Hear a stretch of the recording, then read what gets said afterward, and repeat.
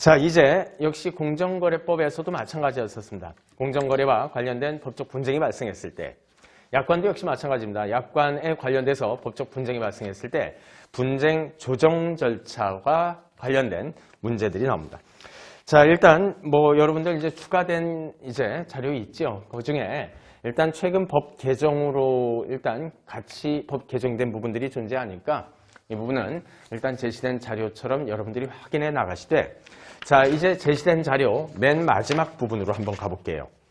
자, 공개 추가 자료입니다.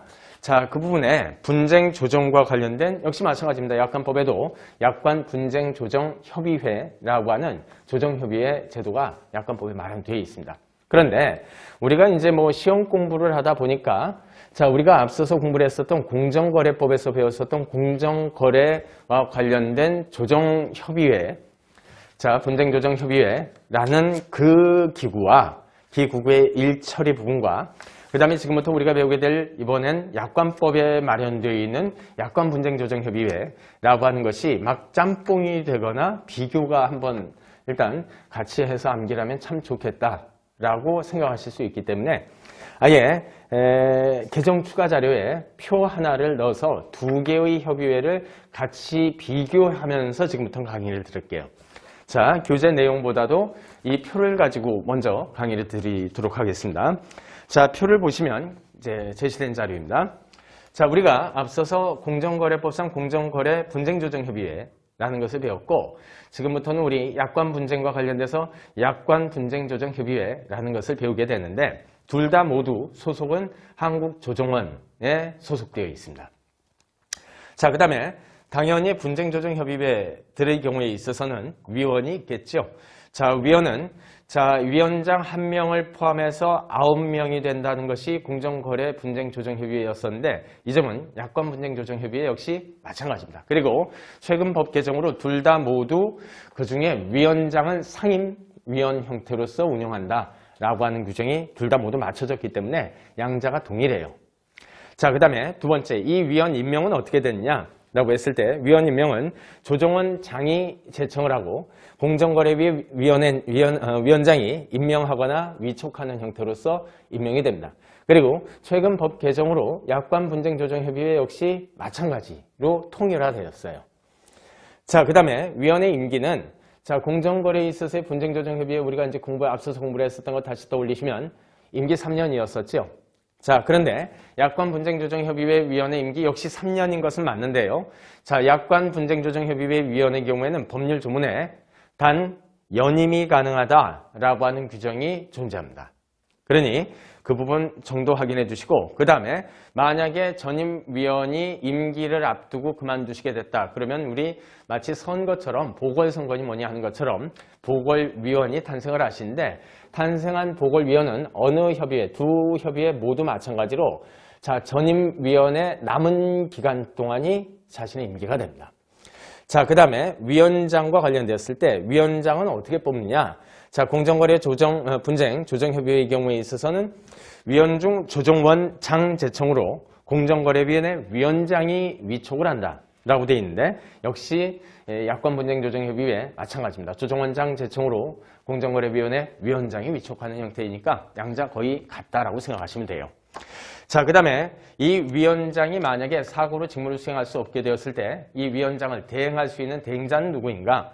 자, 먼저 공정거래 분쟁조정협의회의 경우에 있어서 우리가 앞서 배웠었죠. 공정거래법에 의한 이때 경우에는 공정거래위원회 위원장이 이때 직무대행자를 지명을 합니다. 하지만 여기서 좀 주의해 주실 게 있습니다.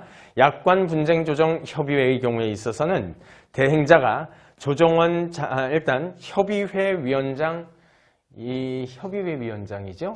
공정거래위원회 위원장이 아니라, 자, 분쟁조정협의회 위원장이 지명을 합니다. 양자가 일단 지명자가 조금 달라요.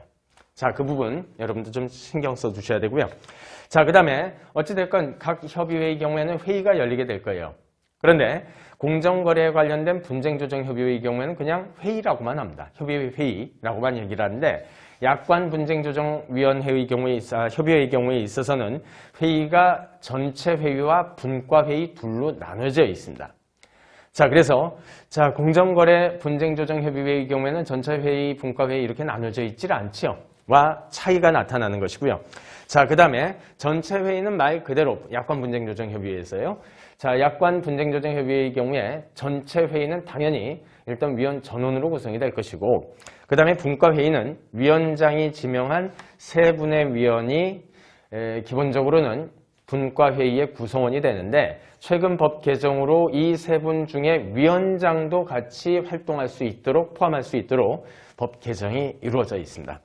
자, 그 다음에 이제 그 회의체에서 이제 뭔가 안건 하나 통과시키기 위해 일단 이제 의결정족수 내지 개의정족수 등이 필요할 텐데, 자, 공정거래 분쟁조정협의회 파트에서 우리가 공부를 했었던 것은 제적 과반수 출석, 그 다음에 추석 과반수, 과반이었었죠. 자, 그런데 약관 분쟁조정협의회의 경우에 있어서는 전체 회의의 경우라면 뭐 과반 형태, 뭐 공정거래 분쟁조정협의회와 마찬가지지만, 자, 분과회의에서만큼은 3분이 구성된다라고 얘기를 했었죠. 만장일치로 들어갑니다. 그렇기 때문에 자, 3분 전원 출석이 이루어져야 되고, 출석한 위원 전원이 찬성을 해야 안건 하나가 통과됩니다. 의결이 들어가는 겁니다. 자, 그 지점 역시 다르고요. 그 다음에 자, 분쟁조정협의회의 경우에는 어느 분쟁조정협의회건 구성원에 해당되는 결론을 내셔야 될 위원들이 계시게 될 텐데, 이 위원들에 대한 뭐 제척기피 회피라고 하는 제도가 있다라고 하는 것은 우리가 공정거래법 부분에서 공부를 했었습니다. 역시 마찬가지로 약관 분쟁조정협의회에도 제척 기피, 회피라는 제도 똑같이 마련되어 있다 정도 넘어가시면 됩니다. 자, 그 다음에 위원회 회의에 당사자가 출석을 할 수 있는가, 그 다음에 출석해서 의견 진술할 수 있는가, 어느 협의회이건 다 할 수 있습니다. 그리고 더 나아가서 당사자로 하여금 일단 일단 그 협의회가 필요한 조사를 하거나 당사자로 하여금 출석하시라, 그리고 말씀 좀 하시라 라고 하는 아예 권한이 있겠느냐, 그것도 모두 인정이 됩니다. 그래서 그 다음 칸 보시면 협의회 권한 부분에 필요 조사라면 다 가능하다라고 하는 것은 뭐 어느 위원회건 상관없고요. 역시 마찬가지로 분쟁 당사자에게 관련 자료 제출 출석 요구가 가능합니다.